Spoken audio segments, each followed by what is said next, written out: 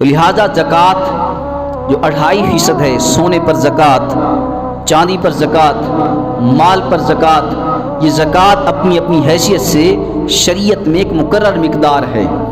اگر کسی کے پاس 7.5 تولے سونا 7.5 تولے سونا ہے تو اس پر 2.5% زکوٰۃ ہوگی، 2.5% یعنی 40واں حصہ۔ کسی کے پاس اگر 52.5 تولے چاندی ہے تو 52.5 تولے چاندی پر 40واں حصہ یعنی 2.5% زکوٰۃ ہوگی۔ اگر کسی کے پاس سونا ہے اور چاندی بھی ہے، دونوں ملانے سے اس کی مقدار چاندی کے برابر بنتی ہے یا اس کی مقدار سونے کے برابر ملتی ہے تو پھر اسی کے مطابق اس پر زکوٰۃ ہوگی۔ کسی کے پاس 7.5 تولے سونے سے کم سونا ہے تو اس پر زکوٰۃ نہیں۔ کسی کے پاس 52.5 تولے چاندی سے کم چاندی ہے، اس پر زکوٰۃ نہیں۔ زکوٰۃ ادا کرنے کے لیے ضروری ہے کہ اس مال پر سال بھی گزر جائے، سال سے پہلے زکوٰۃ نہیں، اس پر سال بھی گزر جائے، سال گزرنے کے بعد اس پر زکوٰۃ ہے 40واں حصہ 2.5%۔ حدیث میں ہے، میرے کریم آقا صلی اللہ علیہ وسلم نے فرمایا، دوزخ میں جو لوگ داخل ہوں گے، دوزخ میں، جہنم میں جو لوگ داخل ہوں گے، ان لوگوں کی 3 قسمیں ہیں۔ جو لوگ جہنم میں، دوزخ میں جو لوگ داخل ہوں گے ان کی 3 قسمیں ہیں۔ ان 3 قسموں میں سے ایک قسم ان لوگوں کی ہے جن کے پاس مال ہو اور زکوٰۃ نہ نکالیں۔ 3 قسموں کے لوگ جہنم میں داخل، اور 3 قسموں میں سے ایک قسم ان لوگوں کی کہ جو مالدار ہیں، جن کے پاس مال ہے، سونا ہے، جائیداد ہے، مال و زر ہے، اس سے زکوٰۃ نہ نکالیں۔ ان 3 قسموں میں سے ایک قسم وہی ہے۔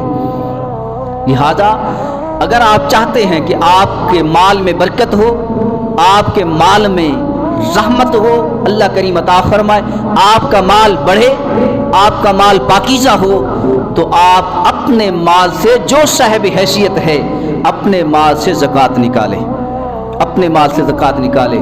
رسول اللہ صلی اللہ علیہ وسلم نے فرمایا کہ یہ کار خیر ہے، یہ نیک عمل ہے زکوٰۃ نکالنا، نیک عمل ہے۔ جو شخص زکوٰۃ نکالتا ہے اللہ کریم اسے ہدایت کا نور عطا فرماتا ہے، اور اس کے کاروبار میں، اس کے مال میں اللہ کریم برکت بھی عطا فرماتا ہے، رحمت بھی عطا فرماتا ہے۔ اس کا مال بڑھ جاتا ہے، اس میں اضافہ ہوتا ہے، برکت ہو جاتی ہے۔ لہٰذا اسی مہینے میں زکوٰۃ نکالنا زیادہ فضیلت ہے، اور سال کا گزرنا ضروری ہے، اس مال پر سال کا گزرنا ضروری ہے۔ اسی طرح اگر کسی کے پاس 30 گائے ہیں تو 30 گایوں پر زکوٰۃ لگے گی، 30 سے کم ہے تو اس پر کوئی زکوٰۃ نہیں۔ کسی کے پاس 5 اونٹ ہیں تو اس پر زکوٰۃ ہے، 5 سے کم ہے تو کوئی زکوٰۃ نہیں۔ کسی کے پاس 40 بکریاں ہیں اس پر زکوٰۃ ہے، 40 سے کم ہے تو اس پر کوئی زکوٰۃ نہیں، اس پر کوئی زکوٰۃ نہیں۔ لہٰذا اللہ کریم نے پہلے نماز کا ذکر فرمایا، وَأَقِیمُوا الصَّلَاةَ، نماز قائم کرو۔ قائم کا مطلب کیا ہے؟ نماز قائم کرو۔ کئی مرتبہ قرآن کے اندر ذکر آیا، وَأَقِیمُوا الصَّلَاةَ وَآتُوا الزَّکَاةَ، نماز قائم کرو، زکوٰۃ ادا کرو۔ قائم کا مطلب کیا ہے؟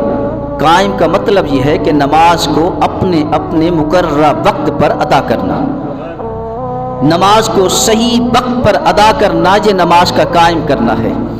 نماز پڑھنا اور ہے، نماز کا قائم کرنا اور ہے۔ نماز پڑھنا یہ ہے کہ کبھی پڑھ لیا کبھی نہ پڑھا، نماز کا قائم کرنا یہ ہے کہ 5 نمازوں کو مقررہ وقت پر صحیح ادا کرتے رہنا، یہ نماز کا قائم کرنا ہے۔